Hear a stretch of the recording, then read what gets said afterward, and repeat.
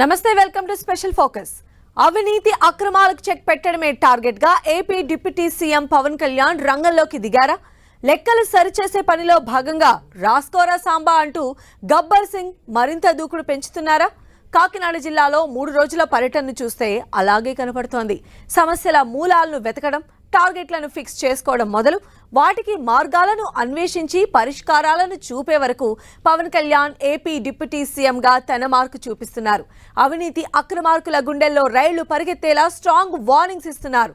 దీంతో పవన్ 3 రోజుల కాకినాడ జిల్లా టూర్ జస్ట్ ట్రైలర్ మాత్రమేనని, అసలు సినిమా ముందుంది అంటున్నాయి కూటమి వర్గాలు. అంటే పవన్ భవిష్యత్తులో తీసుకోబోయే నిర్ణయాలు మరింత కఠినంగా, దూకుడుగా ఉండబోతున్నాయా? ఇంతకీ పవన్ ఏం చేయబోతున్నారు?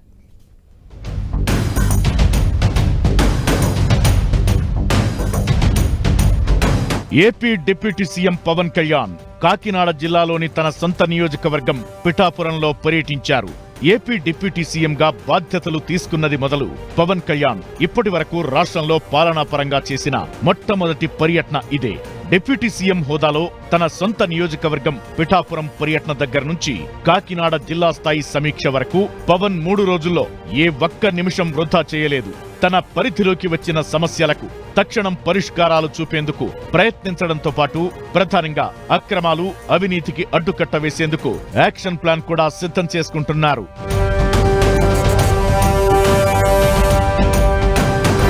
జూలై 1న తొలి రోజు పెన్షన్ల పంపిణీలో పాల్గొన్న పవన్ అదే రోజు పిఠాపురంలో స్థానికంగా అలాగే రాష్ట్ర వ్యాప్తంగా జరుగుతున్న అక్రమ బియ్యం దందాపై ఫోకస్ పెట్టారు.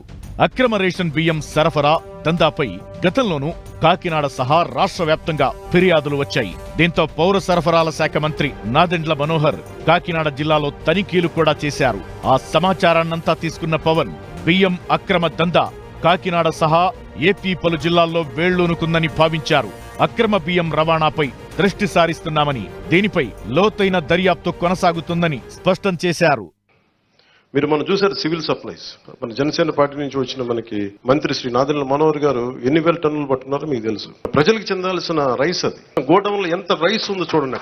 ఎవరి డబ్బు అది? ఎవరి డబ్బు అది? మన డబ్బు అది. మీకు అర్థం అవుతుందా? మీకు డబ్బు సంపద పెరిగితే మనం డబ్బులు ఇవ్వగలం. సంపద లేకుండా కూర్చోబెట్టి ఇండివిజువల్స్ రిచ్ అయిపోతున్నారు. ఇక్కడ వ్యవస్థల్ని చంపేస్తున్నారు, వ్యక్తులు పెరుగుతూ ఉన్నారు. కొత్త ప్రభుత్వం ఏర్పడి నెల రోజులు కాకుండానే కాకినాడపై పవన్ ప్రత్యేకంగా ఫోకస్ చేశారు. తన సొంత నియోజకవర్గం నుంచే ప్రక్షాళన ప్రారంభించడం పొలిటికల్ సర్కిల్స్ లో హాట్ చర్చకు తావిస్తోంది. కాకినాడ కేంద్రంగా బియ్యం మాఫియాపై దృష్టి పెట్టామని, దీని వెనకున్న నేతలను వదిలిపెట్టబోమని చెప్పడం ద్వారా స్థానికంగా ద్వారంపూడి చంద్రశేఖర్ రెడ్డి, ఆయన అనుచరులకు గట్టి వార్నింగే ఇచ్చినట్లయింది. ఎన్నికలకు ముందే పవన్ కాకినాడలో మాజీ ఎమ్మెల్యే ద్వారంపూడి చంద్రశేఖర్ రెడ్డి అక్రమ దందాల లెక్కలు తేల్చుతానని అప్పట్లో వార్నింగ్ ఇచ్చారు. ఇప్పుడు తన పార్టీకే చెందిన ఎమ్మెల్యే నాదెండ్ల మనోహర్ కు సివిల్ సప్లై మినిస్టర్ బాధ్యతలు అప్పగించాక దీనిపై మరింత ఫోకస్ పెంచారు. కాకినాడ పోర్టు నుంచి ఇతర దేశాలకు రేషన్ వెళుతోందన్న ఆరోపణలు ఉన్నాయి. దీంతో రేషన్ బియ్యం మాఫియాపై విచారణకు సిఐడిని రంగంలోకి దించే దిశగా పవన్ అడుగులు వేస్తున్నారు. రైస్ మాఫియా ఆట కట్టించడమే భీమ్లా నాయక్ టార్గెట్ గా పెట్టుకున్నట్లు అర్థమవుతోంది.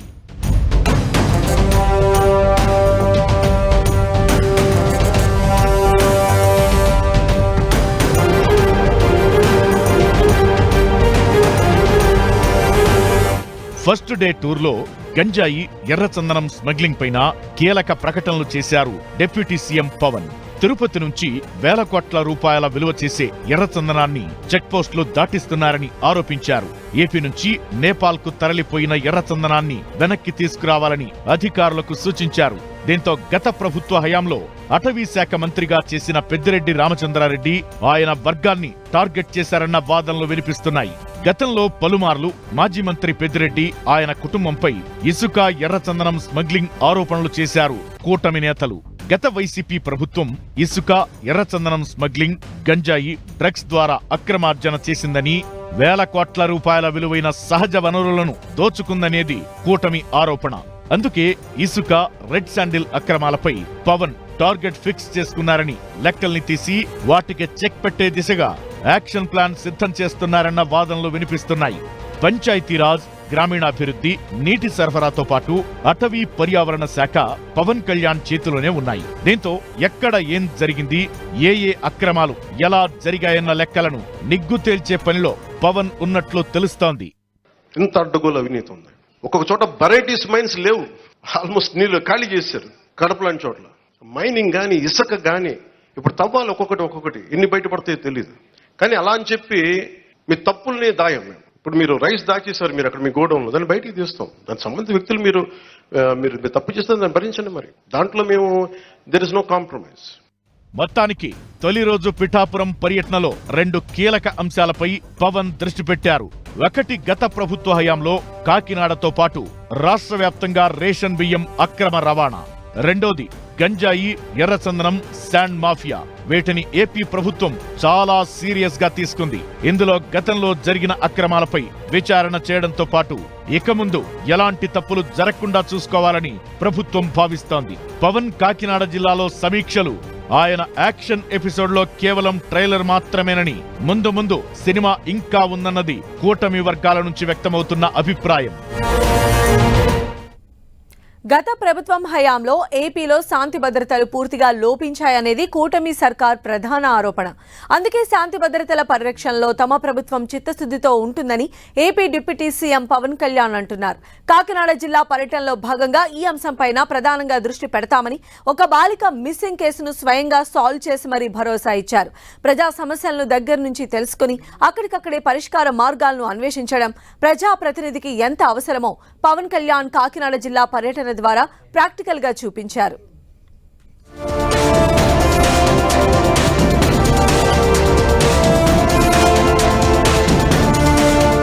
మనసు ఉంటే మార్గం ఉంటుంది, చెయ్యాలన్న తపన ఉంటే చేవ కలిగిన వారికి కొదవలేదంటారు. గత ప్రభుత్వ హయాంలో రాష్ట్ర వ్యాప్తంగా 30,000 మంది మహిళలు అదృశ్యమయ్యారని, అధికారంలో లేకున్నా ఒక పార్టీ అధినేత హోదాలో అప్పట్లో పవన్ కళ్యాణ్ కొంతెత్తి ప్రశ్నించారు.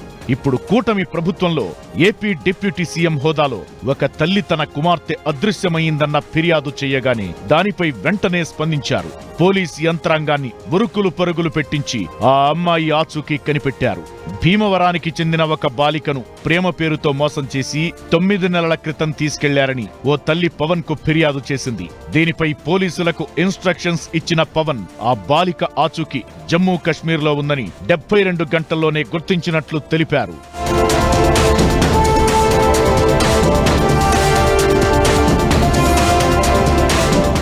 ఒక ఆడబిడ్డ, ఒక తల్లి వచ్చి, అన్న నా బిడ్డ 9 నెలల నుంచి కనిపించట్లేదు, 2 రోజులు దాటితేనే ఇంక దొరకదని చెప్తారు. మర్చిపోండి మీ బిడ్డనని చెప్తారు ఉన్నత పోలీసు అధికారులు. అలాంటిది 9 నెలలు అయిపోతే దొరుకుద్దా లేదా అనేది నా గుండె ఇలా కొట్టుకుంది. కమిషనర్ గారితో మాట్లాడాను. 9 నెలలు దొరకని బిడ్డ 9 రోజుల్లో దొరికింది.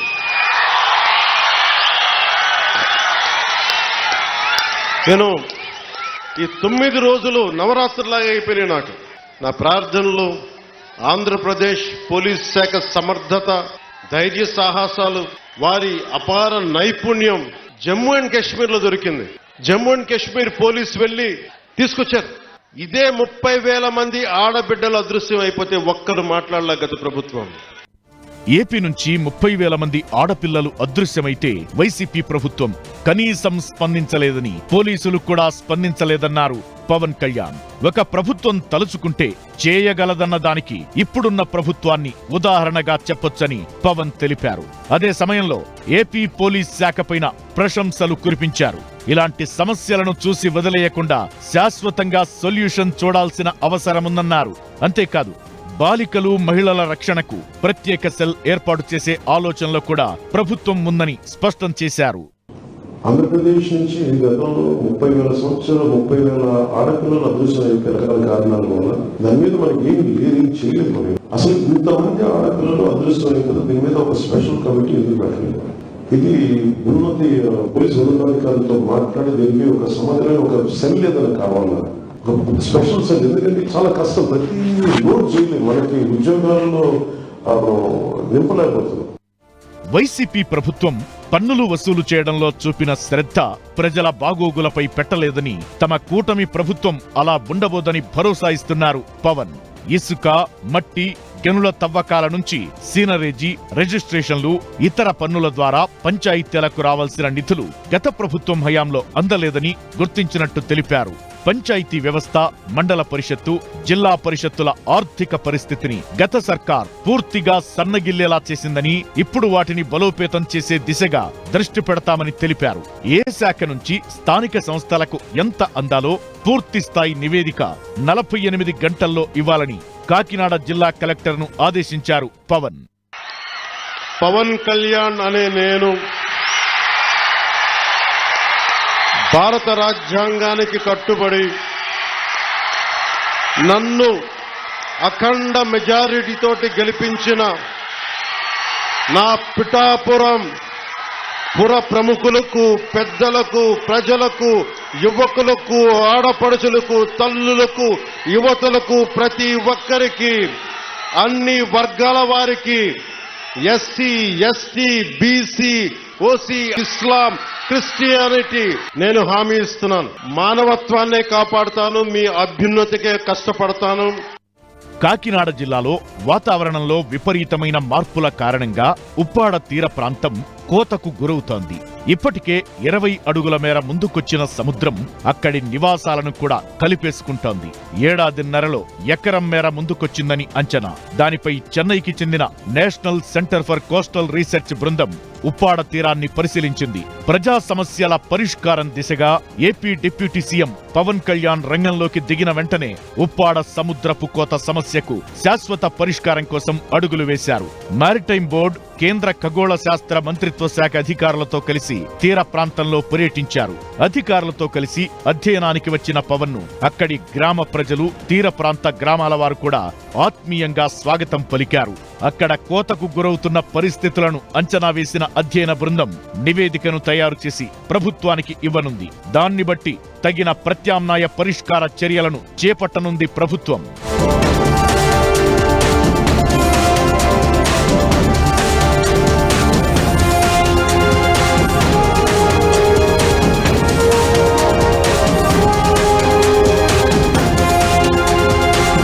పిఠాపురం నియోజకవర్గంలో పర్యటించిన పవన్ నాగులాపల్లి వద్ద సూరప్ప చెరువు సమ్మర్ స్టోరేజ్ ట్యాంకును పరిశీలించారు.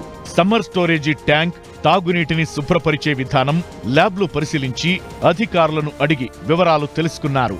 నాబార్డ్ నిధులతో 22 ఎకరాల్లో నిర్మించిన ఈ వాటర్ ప్రాజెక్ట్ సాయంతో కొత్తపల్లి మండల పరిధిలోని 54 గ్రామాలకు మంచినీరు అందనుంది. కాకినాడలో జరిగిన దాన్ని బట్టి మనోహర్ గారు, ఆయన కూడా అక్కడ కొన్ని జరుగుతున్న అక్రమాలపై, అంటే పత్రికలు వచ్చిన దాన్ని బట్టి, అంటే ఇంక్విజిటివ్ మైండ్స్, అంటే కొత్త విషయాలు తెలుసుకోవాలి, ఎలా చేయాలని నిబద్ధత కూడా ఉంది. కాబట్టి తప్పకుండా మంచి జరుగుతుందని అనుకుంటున్నాం ఆంధ్రప్రదేశ్కి. ఇలా 3 రోజుల పర్యటనలో తన దృష్టికి వచ్చిన ప్రతి అంశాన్ని క్షుణ్ణంగా పరిశీలించడం, దానికి కారణాలను అన్వేషించి సమస్య మూలాలను గుర్తించి వాటికి పరిష్కార మార్గాలను చూపడంలో పవన్ బిజీగా గడిపారు. అదే సమయంలో అవినీతి అక్రమాల చిట్టాను తయారు చేస్తూ ఎవరినీ ఉపేక్షించేది లేదని, తప్పు చేసిన వాళ్లకు ఎలాగైనా శిక్ష పడేలా చూస్తామని గబ్బర్ సింగ్ స్టైల్లో గట్టి హెచ్చరికలు కూడా చేశారు AP deputy CM Pawan Kalyan.